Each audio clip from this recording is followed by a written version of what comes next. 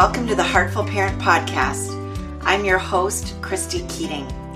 In this podcast, we talk about it all, our parenting, our partnering, and our professional lives, because they are all a part of us, and we were never meant to do this alone.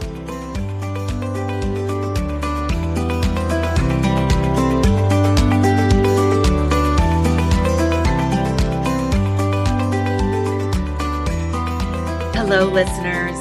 I am so excited to introduce to you our guest for today because she is one of my mentors, one of my parenting idols, if you will, and really a change maker in the world of parenting. It's Dr. Jane Nelsen. And for those of you who are not familiar with Dr. Nelsen's work, she is the author of Positive Discipline and the numerous books in the Positive Discipline series. She's a co-founder of the worldwide training program through the Positive Discipline Association. And through that association, they've certified thousands of positive discipline facilitators in over 88 countries. I am one of them, and so grateful for what positive discipline has brought into my own life, both personally and professionally. Jane's original book, which was written back in 1981, was the product of her deep gratitude for the changes that she was able to make as a parent of 7 children after learning the philosophy of Alfred Adler and Rudolf Dreikurs in her college class in child development and family relations. Since that time, more than 40 years ago, Jane has authored or co-authored many books, tool cards, and training manuals, all of which we talk about a little bit in this conversation today. And really, she continues to inspire people around the world with her down-to-earth examples of how to create and maintain respectful relationships in life and in parenting. Jane's the grandmother of 22 and a great-grandmother of 15 and counting. And she really is, as I said, a change maker in the world. In this conversation today, we dig into sort of how positive discipline and her writing about this came to be. We talk about the fundamentals underlying positive discipline and how punishment and praise are not a part of positive discipline. And then we really dig into some of the tools that the positive discipline philosophy offers to parents. I hope you enjoy this, that you walk away with some new tools, some new ideas, and I invite you to dig into the philosophy of positive discipline a bit further. Without further ado, Dr. Jane Nelsen. All right, Jane, thank you so much for being here for this conversation today. I'm so thrilled to be talking with you. My pleasure, Christy. I want to start at the beginning because I know many of our listeners are new to the idea of positive discipline. And so I'd love to start by just finding out, how did you create this incredible approach to parenting and what sort of got you started with everything? As you know, I have 7 children.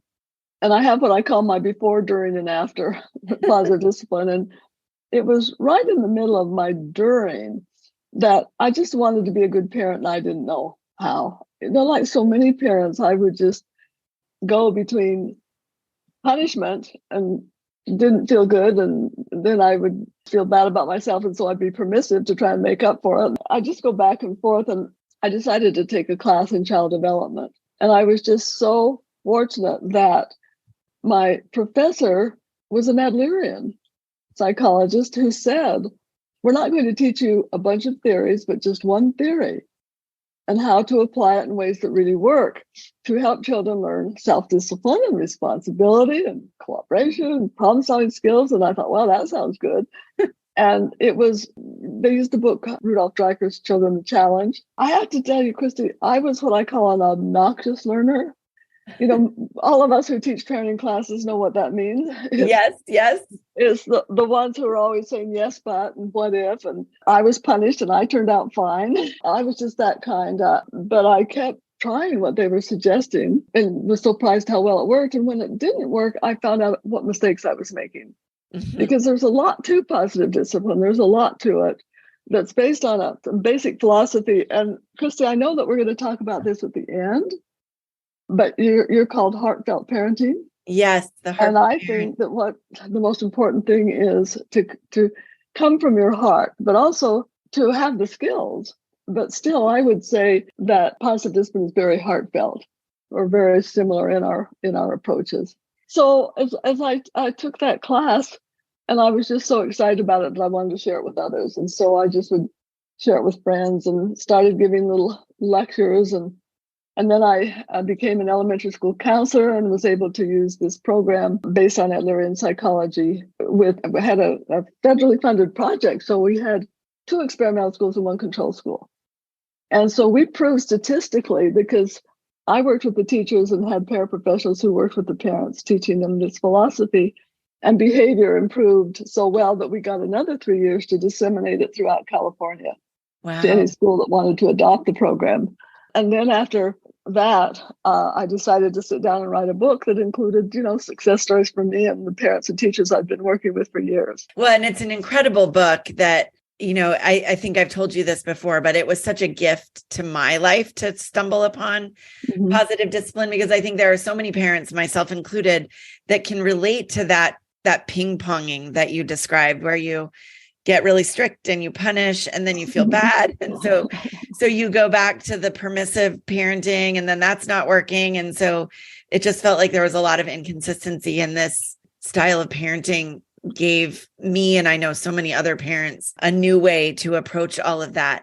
So I'd love to ask you, what really is positive discipline? I know you mentioned there's a lot to it, and indeed there is. So what are some of the fundamentals? And while you're describing that, I'd love to have you talk about, is it the same as permissive parenting? Because I think a lot of people hear positive parenting or positive discipline, and they think it means we just let our kids do whatever we want. It is not that. In fact, the first thing that kind of surprises people is when I say there's no punishment. And exactly, they think, well, does that mean you're going to let kids do whatever they want? And it does not mean that at all, not even close. Punishment is not good for kids. Permissiveness is not good for kids. But it really, this whole idea, sometimes people wonder why I called it positive discipline, because discipline is important, but discipline is too often thought of as the same as punishment. And discipline need not and is not best. Punishment is not the best way to create discipline. Right. In fact, what we really want to help children do is create self-discipline and responsibility and cooperation, problem-solving skills. So it's definitely not punishment. So then what's so interesting to me is people have a hard time with that. They have a hard time giving up, because they really do think that it means letting kids do whatever they want or letting them get away with stuff. I did a little interview with one of my 14-year-old grandson, and I said, how do you like that there's no punishment? He said, I love that. And I said, but does that mean that you can get away and do whatever you want? He said, no, it doesn't mean that. And I said, well, what do you do? He said, well, we work on solutions. I would say that's one of the main things, is always focusing on solutions. And kids are so good from the time they're 4 years old. And you ask them, what do you think we could do to solve this problem? And you teach them that it's okay to think about solutions and to brainstorm for solutions, and teaching them the 3 R's, and that the solutions have to be respectful, reasonable, what is it? Related. Yeah, related, respectful, reasonable, and helpful. Kids can learn this stuff and they love it and they're so good at it. It's just so interesting to me that even 4-year-olds, that's just when they're coming their brain development to where they really want to use their power. They come up with solutions that just dumbfound adults. I think, why didn't I think of that? That's what teaches them to be responsible and capable and problem solvers. My youngest daughter is 5.5 right now. And it is amazing to watch her little brain work and figure things out, especially because her older sister is 13 and, they're in different developmental phases. And to watch the two of them figure things out together is it's really pretty fun to watch their brains go to work and solve stuff. And that because I said no punishment, it's like one of the things that we did in positive discipline is I really knew that if we're going to say no punishment, we have to teach parents and teachers what else to do. Yes. So we just come up with when I read Children the Challenges, which is a great book, and I think everybody should read it. But still, I was a little frustrated because so often it was more about what not to do than what to do. Right. So that's what I wanted to make sure that positive discipline. And then we even came up with the tool cards for parents. I don't know. Do you know that we now also have tool cards for kids? I didn't know that, Jane. I've got the tool cards for parents, of course, but I didn't know there were some for kids.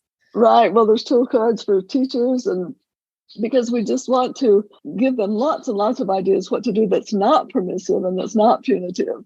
And you know what? People are sometimes surprised it doesn't include praise, and they say, what? No praise. We're always trying to teach kids self-evaluation. And then what's so interesting, and I know I'm rambling here, but is that so much research has come out since I wrote Positive Discipline, or that might have been existent that I didn't know about. Was it Dweck or Baumrin, who they did studies that found out that praise is not good for kids? Yes. Yeah, I think Carol Dweck did some work on that. Dweck, yeah. Yeah.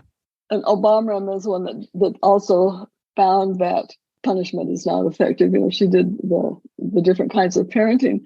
And when I was taking my child development class, I learned really that all the research backs no punishment and no permissiveness, but most of that research is buried in academic journals. Parents don't usually have access to it. Oh, yeah. I was going to say, that's one of the things I love so much, is that it's not just this idea of how to parent, but it's really research-based. Yes. In fact, one of the books that I wrote with Kelly Graffayer on positive discipline tools for teachers shows it for every single tool. She looked up all the research that backs it. But the thing I love, and this is what I know you've heard a lot, Christy, you said it changed your life. How many parents have you heard tell you that what you're teaching them changes their life? So many have said they feel better as a parent. They are a better parent. Their children are better engaged and behaved, and they become independent thinkers. It's remarkable. Right. But one of the things I always like to stress, Christy, is I say, I'm not telling you this is going to make your kids perfect. Right. It's not. Right. And it's not going to make you perfect.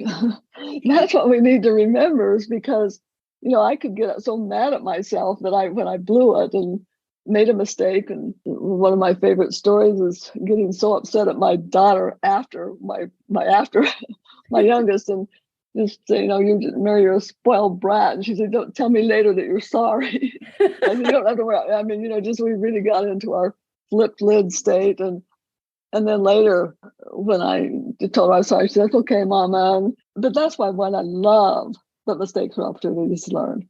Yes. This is what we just is the foundational. It doesn't mean being perfect. It just means knowing how to problem solve and to apologize, that it's okay. Some parents, I'm not going to apologize to my children. And I say, why not?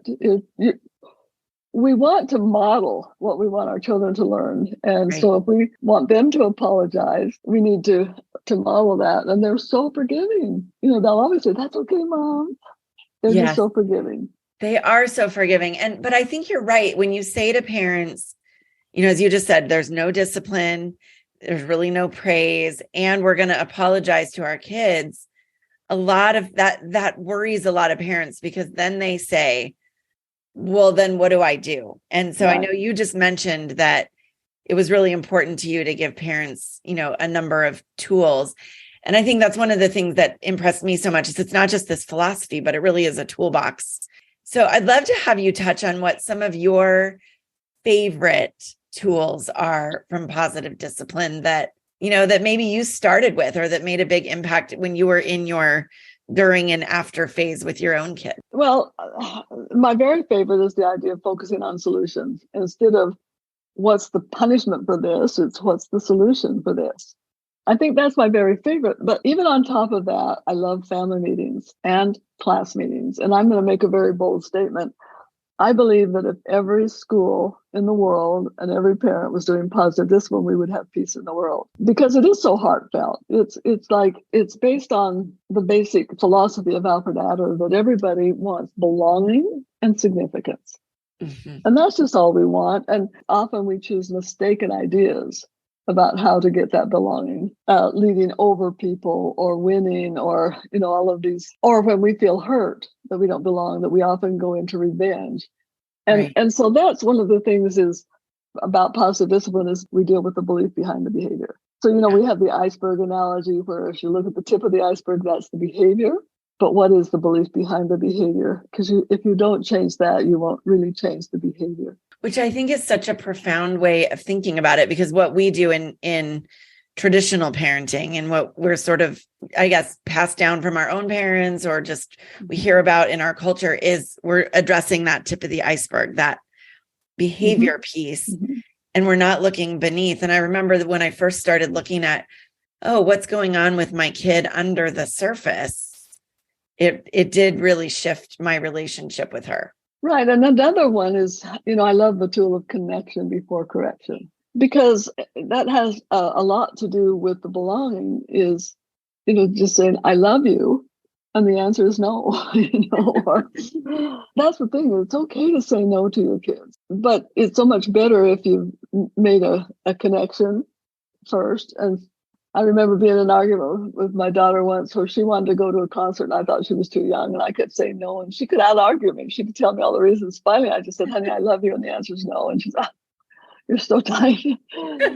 but she was able to accept that. And I want to tell you another one of my favorite stories. Children love family meetings from the time they're 4. Of course, in Positive Discipline, we have a specific format for doing family meetings where you start with the compliments, where every child learns to look for the good and verbalize it to everybody other member of the family, and that you have an agenda where all the kids, anybody can put it on the agenda, on the problems on the agenda. In fact, I love it sometimes if my kids are fighting or if there's some kind of problem, I say, would you like to put that on the agenda or would you like me to? And which also, that timing is important. And when we do the brainstorming, it's so much fun to say, come up with at least 6 ideas so that you can go back and eliminate any that are not related, reasonable, respectful and helpful. And helpful. Yep. And kids are so good at that. So they really start learning that it's just not any solution, but it has to meet all of those criteria. And then ending with something fun to do as a family together. But all of those parts are just so important. And when they're done regularly, sibling fights go down so much, but still they love it when they're 4 years old. From the 4 years, they love them all. When they become teenagers, sometimes, we have to do another family meeting. And I used to say, yeah, we do. We can shorten it, but we still have to do it. But my daughter, who was at that complaining stage and then went to stay overnight with a friend, and she came back the next day and said, that family is so screwed up. They should be having family meetings.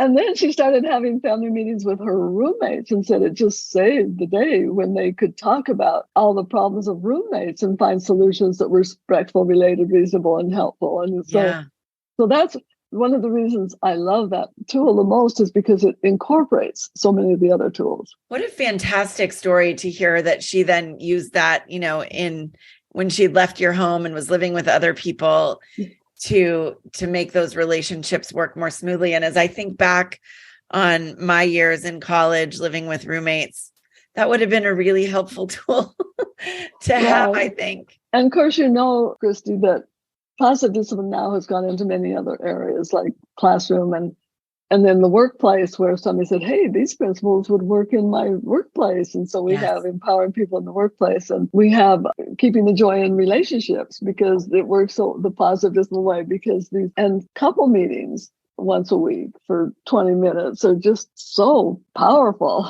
Plus all these tools. So we have tool cards for those. It's like, they're just these basic tools of living that are respectful and concerned about belonging and significance. And I'm going to come back to your program, Heartfelt. I just think, you know that we do experiential activities. When people take our classes, they love it because it's not just lecture. But I do this, I'm always creating new ones. What they do is I have them deal with a challenge just from their head. And then I say, okay, now put your hand over your heart and do the same activity. And they just get crying. Yes. When we bring the heart into it, it kind of changes everything. Exactly. So you picked a great name. Well, thank you. Some people wonder why I chose Positive Discipline. And I think I started to tell that, but I don't think I finished it, because discipline is what everybody thinks they need. And I wanted to teach that discipline is not punitive, but it can be very positive. And there was another book that was really popular at the time called Assertive Discipline. And it was very punishment reward oriented. Mm-hmm. And I remember reading that book and thinking, well, I could just write the opposite of everything that's in this book. But I just really wanted to teach that, of course, children need discipline, and it can be very positive, have the very positive effects on teaching them self-discipline and contribution. This is like, for instance, even we believe that even 2-year-olds should be helping around the house, contributing to the house and doing their, as far as being permissive. And I've heard some parents say, well, they can learn responsibility later. I said, no, they can't, because what most people don't know, and yet the research shows it so plainly now, is that kids are forming their personalities at a very young age. Mm-hmm. And they're deciding, am I capable? Am I not capable? If parents are permissive and do everything for them, like the one parent who said they have plenty of time to learn responsibility later. No, because they're already deciding at that very young age. We talk about the belief behind the behavior. They're learning love means getting other people to take care of me. If you love me, you'll do it for me. And how does that work in marriages and in workplace? Right. So a very important part of positive discipline is teaching children to contribute and to feel capable and to have the skills for being capable. Yeah, to get them involved at such an early age. I want to go back just a little bit, because you've mentioned a few times that idea that our kids want that sense of belonging and significance. Mm-hmm. Can you explain for people who maybe haven't heard that before, what you mean by belonging and significance, what it is that our kids are really seeking? Well, I could summarize it in one way, and then people have to understand, though, that it's a whole lot that goes into it. But one of the things that I have come to lately is that the belonging, you can give your children belonging. You can give them love. You can give them that sense of connection, but you can't give them significance. They have to develop that through their own skills. They have to, by contributing, by being responsible. It's like somebody said there should be a Statue of Liberty. We have a Statue of Liberty on one coast. We should have a Statue of Responsibility on the other. This is why this combination is so important of being, there's the 5 criteria of positive discipline. And the first one is that every tool we use helps them feel belonging and significance. Mm-hmm. So there's a lot of tools that going into helping them feel that belonging and significance. The other is that it is both kind and firm. Now, this is a tricky one, because sometimes kind is not necessarily nice. To say, no, you can't do that, I love you, and the answer is no, was one of the kindest things you can do. To not let children have everything that they want. One of the ways of making a connection is to say, I know you really want it, and I know you feel so bad, and I know you're really upset. No, you can't have it. Yes. So there's the connection before correction, or as part of the correction. And I know I'm getting a little bit off track, but there's just so much to it. And then the third criteria is they work long-term. Yes. But all these tools work long-term, and we know that punishment works. If all you're interested in is stopping the behavior now, but what's the long-term results? And we know that the long-term results of punishment are retreat, rebellion, resentment. So too often parents don't think, well, sure, but this stopped the behavior right now, or I'm making them pay for the behavior. And we're not interested in making them pay for the behavior. We're interested in helping them learn from the behavior for the future. So that's the other thing, is how important it is that, and while I'm on the 5 criteria, let me just give you the last 2. Yes. The one is that it teaches them valuable social and life skills for good character. Every tool has to meet that criteria, and that it invites children to discover how capable they are, and to use their power constructively. So we have those 5 criteria, and every single positive discipline tool has to meet every one of them. And every one of them helps children feel that sense of belonging, and it also helps them develop the skills and characteristics for being significant. Jane, when you list those 5 criteria for positive discipline and the tools, I go back to the statement that you made a while ago, which you said was a really bold statement, but that if every parent and every classroom used positive discipline, that we'd have world peace. And I think those 5 criteria, which talk about, sort of self-efficacy and respect and responsibility and all of those things that we're trying to instill in our kids, I don't think it's that bold of a statement. I think you're onto something there with that. But I was talking about also that using family meetings and class meetings where kids see the thing about family meetings and class meetings that kids get to practice all of these tools. Yeah. And that's the other thing is these tools aren't secret. I remember doing one conference in another state where it was based on teenagers, and they had a teenage panel. And the teenagers, after they had everything they heard, they said, "We wish every parent teacher would do this." And I've always said, let the kids read the book. There's nothing secret about it. Right. Yeah. It's respectful, heartfelt, good stuff. Yeah. Something you said a minute ago reminded me of a story. So the other day, my younger daughter, I can't remember what question had come up, but I know what it was. My husband was reading a story to her, and in the story, it talked about a child getting spanked or something. And she said, what is that? What is being spanked? Because she didn't know. And so we were describing it to her and explaining, and we both said, our parents were not huge spankers, but I do remember getting spanked as a child. And she said, "Mama, what did you get spanked for?" And I said, "I have no idea. I remember the spanking, but I don't remember what I had done wrong or what lesson they were trying to teach. All I remember is the spanking." Exactly. And it was one of those moments, for me where I went, that's yet another sort of reason why we parent in the way we do, the way that you've offered to the world, because I remember the punishment, but I couldn't tell you for the life of me what I had done wrong. And it's very similar for timeout. So many people think that, well, we can't punish. They think that just means I can't hit, but they will shame. They will blame and shame. And timeout is usually you go to your room and you think about what you did. And there's not one child in the world who's thinking about what they did. They're thinking about what you did and how they can not get caught next time, or how they can get even, or that they're a bad person. Yes. See, that's the worst to me. It's like, when I used to watch one of those nanny shows and they put a 2-year-old on a naughty chair. Yes. Yes. Drove me crazy. Because we do follow the child development experts. And one of them is about that stage of development by Erickson, where he talked about autonomy versus doubt and shame. And so timeout usually is, if it's punitive, is designed to create blame and shame. Yeah. Not that sense of autonomy.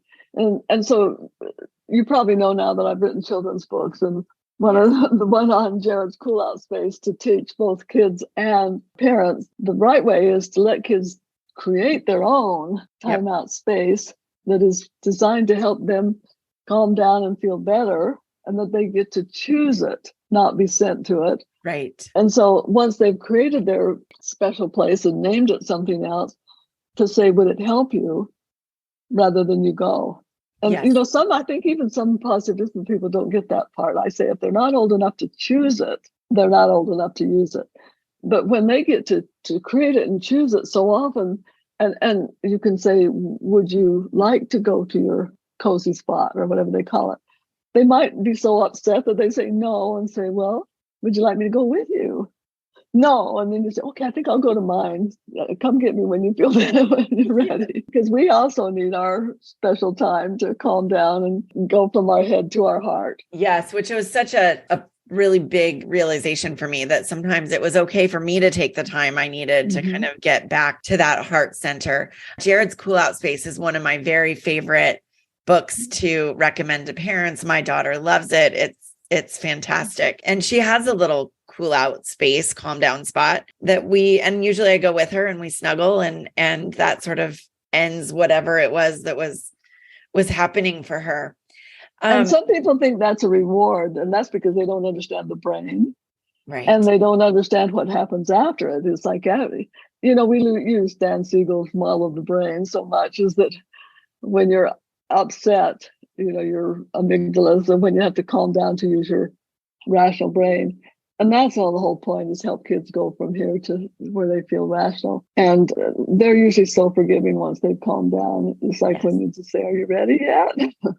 Yes. Or come find me when you're ready. Take as much time as you need. Yeah, I mean, I think whether we're dealing with our children, our partners, our coworkers, that when we are able to get back into that rational part of our brain, sometimes the problems just don't seem as big as they did when we were, when we had our lid flipped. Jane, obviously this is a different style of parenting than many of us were raised with. It's a different style of parenting than many parents are using even now. And so, I think of you as a real change maker in the world with introducing positive discipline to a broader audience. If you could choose one thing for every parent to know or understand at a deep level in terms of parenting, what would that one thing be? I still think it goes back to knowing that mistakes are opportunities to learn. Because I think that still one of the problems that people can get into is thinking, oh, this is going to make my children perfect, or it's not, or it's going to make me perfect. And so maybe forgiveness goes along with that, to forgive ourselves, teach our children that. But it's hard to limit it to just one, because there's so many pieces that go into it. It's like, you can say mistakes are opportunities to learn and then still do punishment. Well, so right. So I don't know. See, I can't even say that it would make sure the message of love gets through, because that could be permissive. Yes. Yeah. I guess I have to say that there isn't just one thing. Fair answer, because as you said, there's a lot of different pieces to this approach of parenting, and they all work like puzzle pieces together, I think. Right. This is such a good conversation. And as I said to you, positive discipline has been such a gift to me as a parent and in my work with parents, to give them true tools to say, this is how you move forward.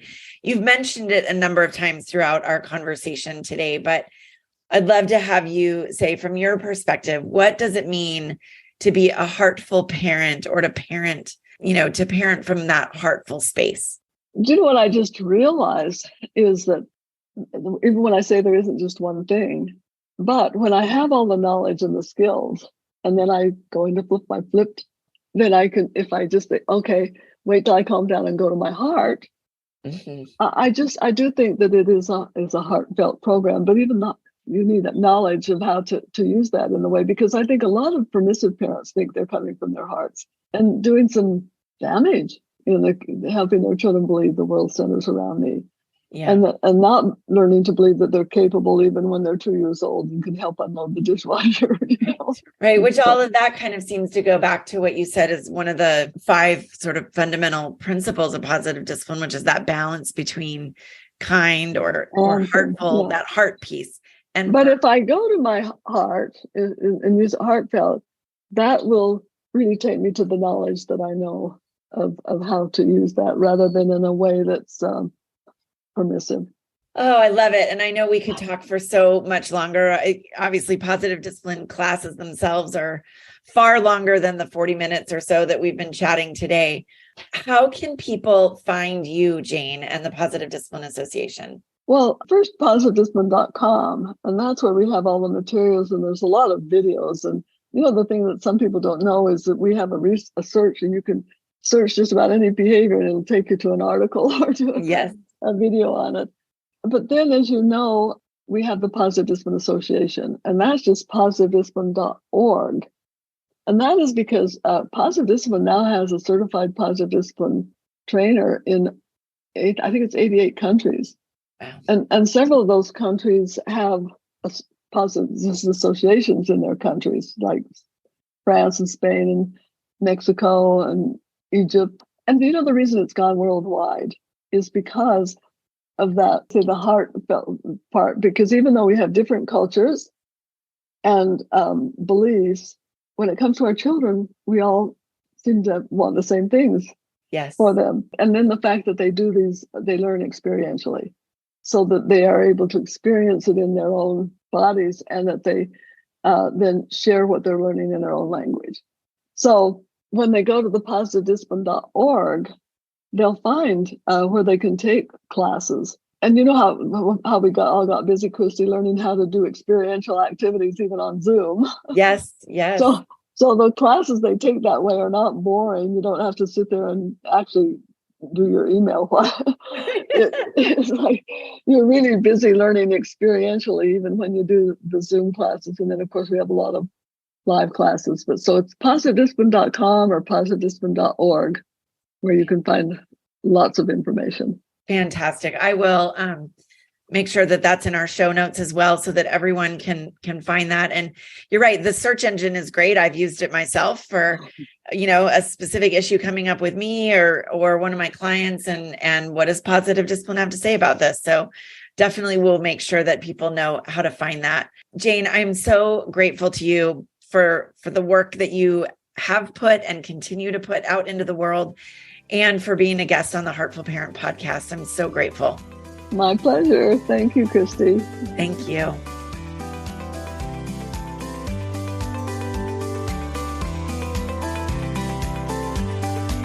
Thanks for listening, everyone. I hope that you got some good nuggets of information and gold out of my conversation today with the absolutely incomparable Dr. Jane Nelsen. I hope that if you did, that you will take the time to rate and review this podcast and follow us for more.